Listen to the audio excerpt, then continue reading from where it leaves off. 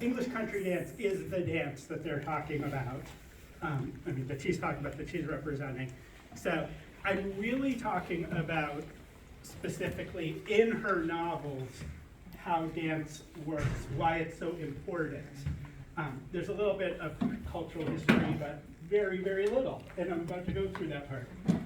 So in the world that Jane Austen depicts, and more so in her own imagination, dance is the key to love, romance, and ultimately to marriage. At the time, young people were very heavily regulated. If you're two opposite sex people, you were not actually allowed to be alone together. You must always have a chaperone. And if you do get together without a chaperone, that's a scandal. Is this in the Middle East? In England, in the early 19th century, not too different, but they like to pick on Islam for repressing women back then too. Islam will pick it back. That they will. So if you do that, your behavior is considered scandalous. It becomes a cause for gossip and for a woman to lose her reputation. This does happen in Austen's novels because she actually represents a lot of bad behavior, people not doing what they're supposed to do. So in her first novel, Sense and Sensibility, she has a character, Marianne, who's very kind of emotional and dramatic, and she actually goes on a drive in an open carriage with a young man, Willoughby, with nobody watching them. Not only that, they stop at the house that he is supposed to inherit, and he gives her a tour, just the two of them. And now this should ruin her reputation, but it's so mind-boggling that everyone assumes that they're obviously already engaged and about to get married, so it must be okay. Which, if you read the book, it turns out is not the case. Now, just so you know, everyone in the early 19th century was not subject to this kind of regulation. There were groups of people who had a fairly open and active sex life if they chose to. In the colonies and among the lower classes in England, there's a practice called bundling, which was when you took a young couple and you wrapped them up together in a sheet and left them in a bed together so that they could get to know each other. So it's a little bit different than never letting people be together, right? But that's certainly not allowed for the ladies and gentlemen, the social class that Austen represents in her stories, and that most people think of as the world of the early 19th century. It's a very elite world, in fact. Okay, so why is dancing so important in that elite world? It's a situation that is both public and also intimate, right? You're allowed to have physical touch with your partner. Also, and this is important in the books, you're able to have a conversation that your chaperone isn't listening in on.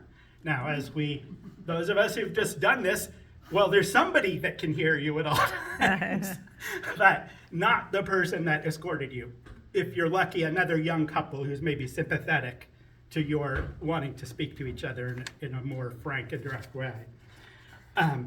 So dance was really the most intimate opportunity that young people would have to get to know each other at that time in that social class. And therefore, it becomes the key opportunity to fall in love or to develop a relationship, to take a relationship to a different stage. The stakes are very high in dancing, especially for young women, because they don't get to dance all the time. It has to be, it's sort of a big production to have a ball. Sometimes you can have a spontaneous dance after a dinner or something like that, but it's not every week even that you'll get a chance to dance. So you have to make the best of it. Now I'm going to talk about in specific novels how the importance of dance in this regard plays out. So in Pride and Prejudice, which I'm assuming some of you know, Darcy early on establishes his reputation for being too proud when he tells his friend Bingley at a ball that he's refusing to dance. He is not going to dance with any of the women there. And he remarks that Elizabeth, the heroine, is not handsome enough to tempt me. By the way, he does this after catching her eye, which suggests that he's kind of making sure she hears it too. Interestingly, in my current class, the students have diagnosed him as being on the autism spectrum, and it's partly a way to defend some of what seems like his bad behavior. They're much more sympathetic to him and not like, I find that fascinating. Okay. He also makes very rude remarks about dance itself. A master of ceremonies sees him, a young man without a partner, and says, let me introduce you to a young woman to be your partner. And he says, in response, any savage can dance.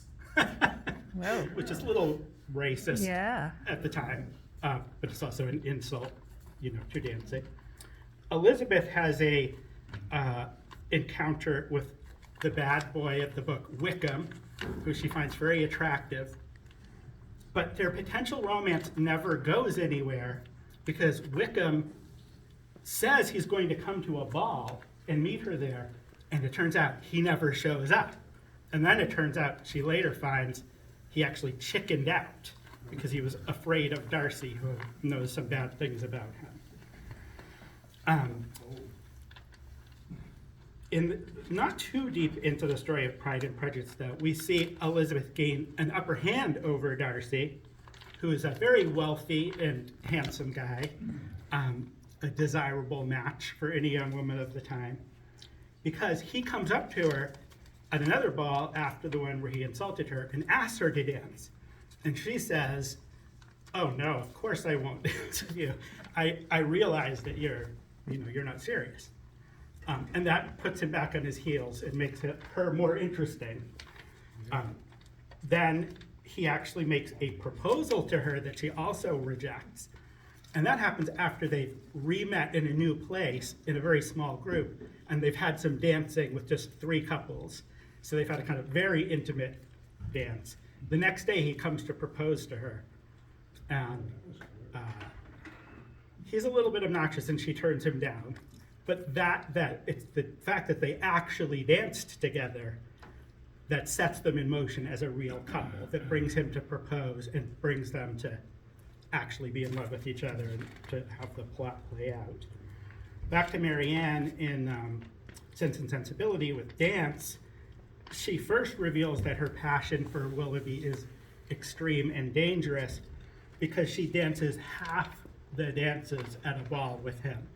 And that's considered inappropriate. You are not supposed to dance more than 2 sets, which I think is 2 pairs of dances. So 4 dances with one partner.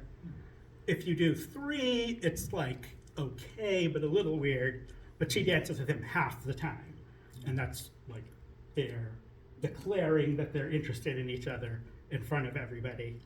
So I said it's intimate, but it's also public at the same time. She falls into a deep depression because she goes to a ball where Willoughby is supposed to come, and he never comes. And she knows he's been invited.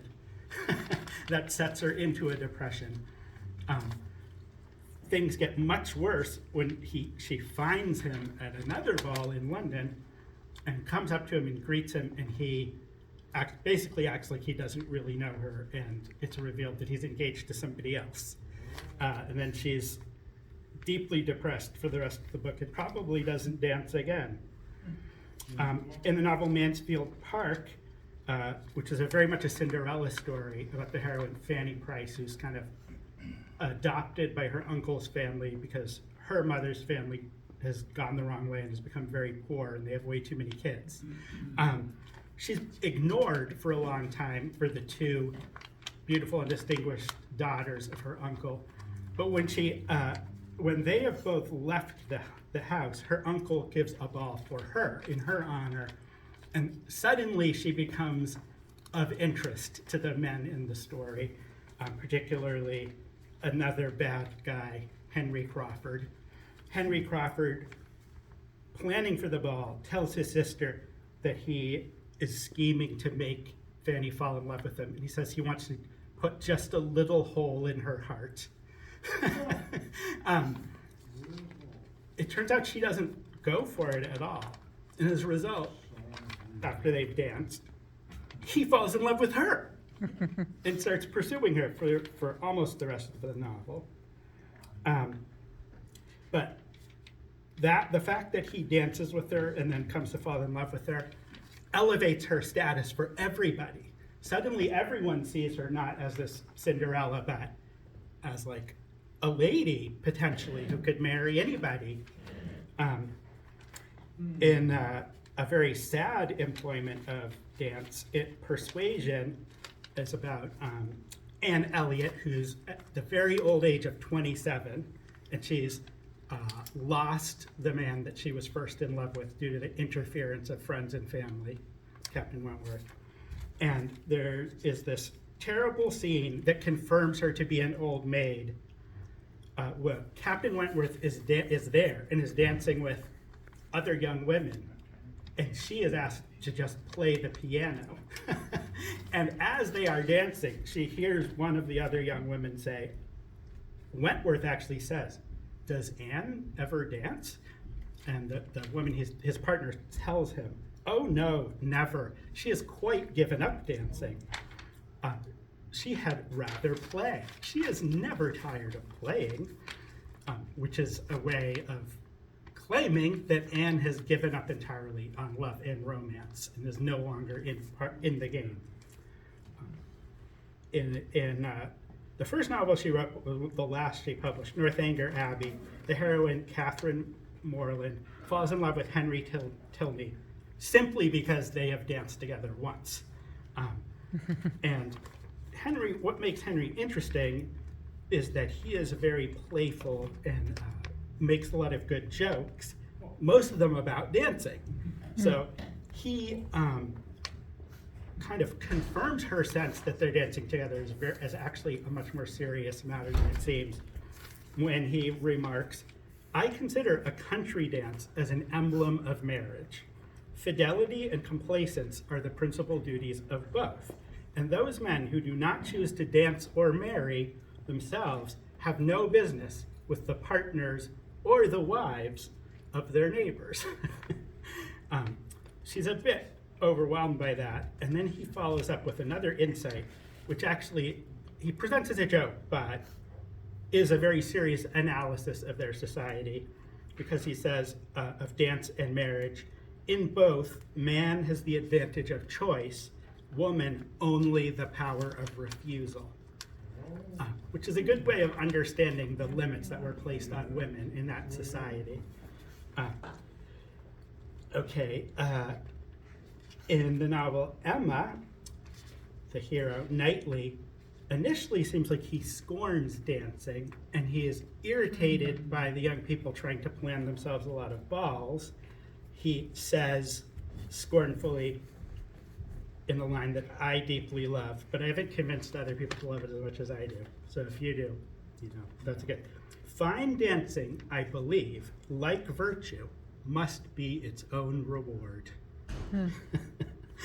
But then he becomes the hero and has two young women fall in love with him when he gallantly rescues one of them from being without a partner in a dance in a fairly dramatic scene.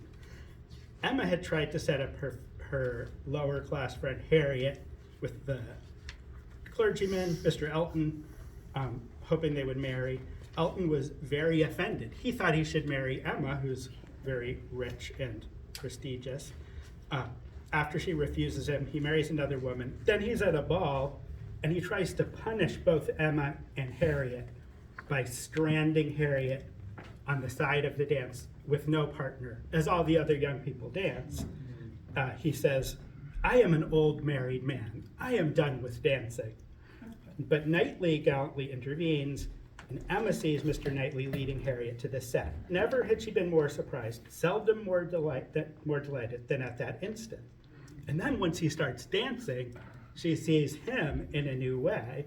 His dancing proved to be just what she had believed it. extremely good. And Harriet would have seemed almost too lucky if it had not been for the cruel state of things before.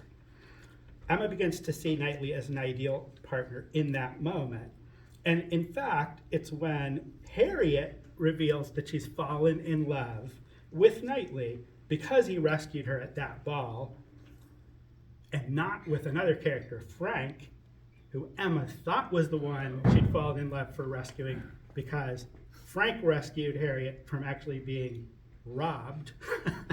And she thought that was a little more dramatic, so that's probably the one she fell in love with. But no, when Harriet finally admits it's Knightley rescued her by dancing, suddenly Emma realizes Mr. Knightley must marry no one but herself. That is Emma.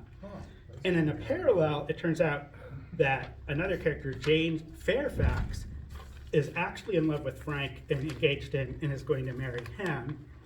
And that's because they danced together at a seaside resort.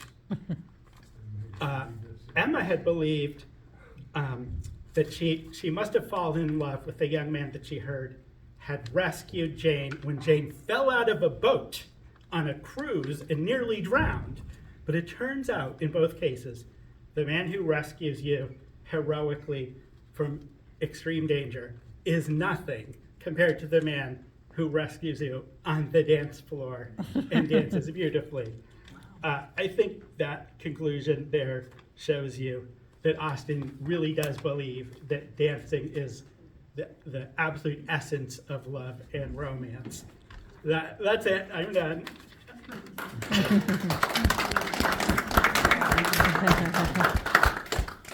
Thank you so much. Dancing, what do you